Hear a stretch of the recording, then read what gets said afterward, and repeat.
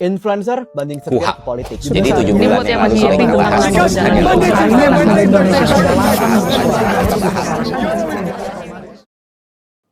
Dulu, jurnalis adalah garda terdepan kebenaran. Tapi hari ini, berdasarkan riset Reuters Institute mengungkapkan fakta bahwa lebih dari separuh pengguna TikTok dan Instagram kini lebih percaya pada influencer dan selebritas untuk mendapatkan berita ketimbang media arus utama. Mengapa? Karena media sosial menawarkan kedekatan. Saat ini, partisipasi politik publik di Indonesia menjalar ke ruang digital. Kini orang-orang banyak mendapatkan informasi politik dari influencer. Hal ini tentu mempengaruhi pandangan publik. Lantas, kita harus percaya kepada siapa? Mari kita lihat pendapat influencer politik tentang bagaimana seharusnya mereka mempengaruhi demokrasi saat ini. Berpengaruh ya dengan apa yang saya dan beberapa teman-teman lakukan. Karena selama ini jujur aja, saya juga mengkritisi tentang komunikasi pemerintah.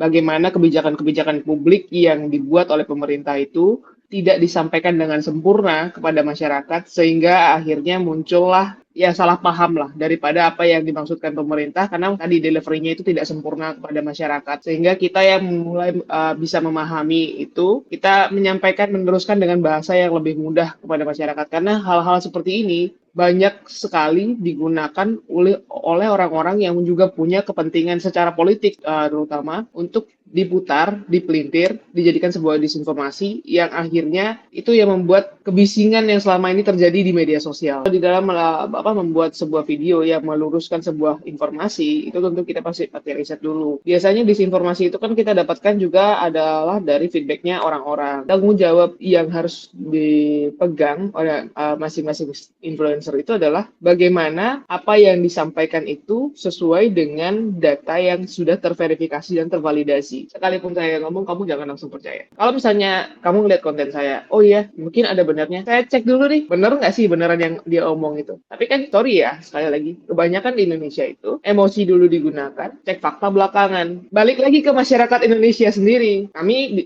cuma bisa, entah ya, masing-masing influencer kan punya standingnya masing-masing. Ya. Saya jujur aja, saya concern banget sama disinformasi, sama fitnah, kebencian di media sosial yang udah luar biasa saat ini. Masyarakat sebagai yang menerima informasi yang kami berikan, gimana tanggapannya? Mau mengecek atau langsung terima berdasarkan emosi? Itu kalau kita buat konten, itu kan mudah banget tuh masukkan data. Jadi mau cari data apapun rata-rata digital udah ada. Itu kan udah beda banget ketika orang nggak bisa kasih data. Kita pertanyakan nih sama mereka, ini apa landasan kamu berbicara seperti ini? Walaupun kita yang menyampaikan sesuatu dengan data, kita kan bernarasi tentang apa yang kita suarakan itu. Cuma narasi tadi, kalau dia ada landasan datanya, berarti narasi itu menjelaskan datanya, tapi kalau narasi itu nggak berlandaskan data dan lebih terbawa emosional, itu jelas kelihatan ke arah opini. Kan? Saya pernah buat satu video yang akhirnya dinotis juga sama pemerintah, dan memang saya dihubungi, kalau nggak salah, masalah kebijakan LPG 3 kilo di bulan Januari. Balik lagi, makanya kalau kita mau menyampaikan sesuatu, kita harus benar-benar tahu subjek-objek kritik, sehingga kritik yang kita sampaikan itu benar-benar tepat sasaran. Masalah LPG 3 kilo, saya mengkritik penerapan daripada kebijakan. Sebenarnya kebijakannya itu baik karena ingin menyetarakan harga eceran tertinggi supaya tidak ada ketimpangan harga. Cuman di saat ngambil kebijakan itu langsung diterapkan sehari setelahnya. Karena Indonesia kan begini luasnya ya, harus ada sosialisasi, mekanismenya bagaimana itu kan harus diatur. Dan memang saya pada saat itu di reach out sama bagian medianya Kementerian SDM kalau nggak salah. Ditanya, menurut kalian ini bagaimana? Ya saya bilang, nggak apa-apa, terapkan aja kebijakan itu, cuman kasih dia waktu. Sehingga sosialisasi dapat dan masyarakat juga mendapatkan manfaat daripada kebijakan itu. Setidaknya kita didengar lah. Kalau sekarang aja Indonesia begini dengan masifnya media sosial dan demokrasi yang tanpa batas, 20 tahun lagi anak saya hidup di dunia yang kayak gimana? Sedangkan Indonesia yang katanya berlandaskan dengan Pancasila itu sendiri diabaikan. Itu yang buat saya dan beberapa teman-teman itu concern gitu. Meluruskan sebuah informasi bukanlah proses instan. Dibutuhkan riset serta berangkat dari pertanyaan dan kritik publik. Di era media sosial, influencer memikul tanggung jawab besar. Informasi yang disampaikan seharusnya berpijak pada data yang terverifikasi, bukan sekedar opini. Sebagai negara yang berlandaskan hukum, setiap kebijakan memiliki dasar dan proses. Agar kritik publik tepat sasaran dan konstruktif, riset menjadi hal yang mutlak.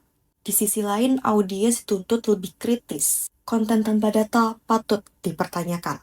terlebih di tengah dominasi algoritma. Satu sisi itu baik ya, karena influencer politik itu biasanya mengakselerasi suatu isu atau kebijakan sehingga menjadi atensi publik. Tapi di sisi lain, influencer politik ini tidak serta-merta bisa menggolkan suatu kebijakan. Mereka perlu juga berkolaborasi dengan CSO atau organisasi masyarakat sipil lainnya yang memang terbiasa dalam advokasi kebijakan. Influencer politik itu harus memiliki pengetahuan politik yang cukup atau setidaknya mendalami satu isu saja. Jadi jangan sampai suatu viralitas itu demi konten, demi likes, atau demi subscribe yang tinggi aja gitu. Naikkan tingkat literasi politiknya apabila itu isu soal politik, sehingga punya mekanisme filter mana hal-hal yang memang butuh di cross check, didalami kembali gitu satu isu. Nah, dengan literasi yang tinggi, influencer politik ini akan terseleksi juga mana yang based on viral saja ya, atau influencer politik yang memang dia berangkat dari analisis, dari data yang kuat. Nah, itu yang akan membedakan mereka ini, dua jenis ini adalah masyarakat yang memiliki literasi yang tinggi. Jadi ya masyarakatnya harus memiliki literasi yang tinggi. Pendidikan bermain di sini. Akhir-akhir ini kan sumber informasi warga ini kan paling tinggi ya sosial media dibandingkan media gitu. Pengguna sosial media itu ya mau nggak mau ya diwajibkan memiliki literasi tinggi. Meskipun itu sulit, tapi harus. Ya, karena memang demokrasi pasar bebas ya. Apalagi ditunjang oleh kebebasan sipil yang optimum ya. Jadi semua orang itu memiliki kebebasan. Termasuk juga ternak influencer, ternak buzzer gitu ya. Bagian dari ekses negatif mungkin ya dari demokrasi yang kebebasannya optimal. Nah, kalau menurut saya kembali lagi tuh, ketika warga sipil itu kritis, lama-kelamaan justifikasi itu akan kalah juga. Jadi opini akan dibalas dengan opini tandingan lagi. Nah, memang pada dasarnya demokrasi ini kan yang politik yang sehat kan argumentasi dibalas dengan kontra argumentasi. Nah, permasalahannya hari ini kadangkala rezim yang otoriter, ketika argumentasi yang mau dibangun lewat justifikasi para influencer ini kalah, mainnya kasar. Masyarakat sipil mulai dikerjain nih, entah akunnya dibajak, akunnya dihilangi, serangan buzzer ke komen. Menurut saya adalah itu fenomena nggak bisa dihindari. Adanya influencer politik, buzzer yang dipelihara oleh elit atau oleh pemerintah.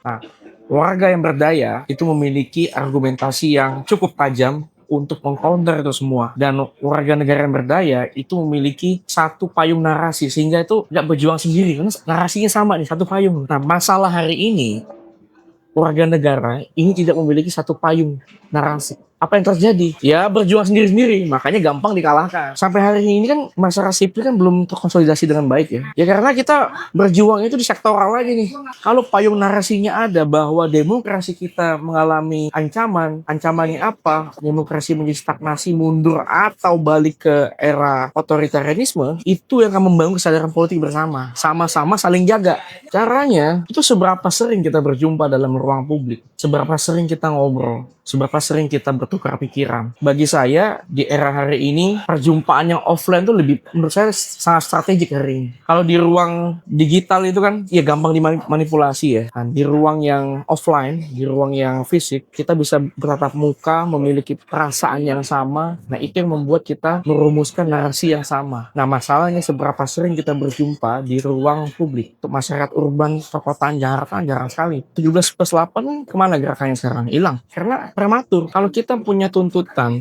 yang konkret disertai dengan outcome-nya atau output-nya suatu kebijakan yang harus goal, maka ini gerakan harus bersama. Nggak bisa oleh segelintir orang. Ada cukup optimal concern citizen yang memiliki keprihatinan yang sama. Sekarang pertanyaannya, seberapa banyak concern citizen yang memiliki keprihatinan bersama? Ketika kita masuk ke dalam yang namanya suatu rezimnya, akan tiba masanya disebut digital authoritarianism. Selesai sudah. Kebebasan berbicara di ruang digital itu akan selesai. Karena ada censorship dan self-censorship itu sendiri. Nah, ini juga harus dipikirkan gitu.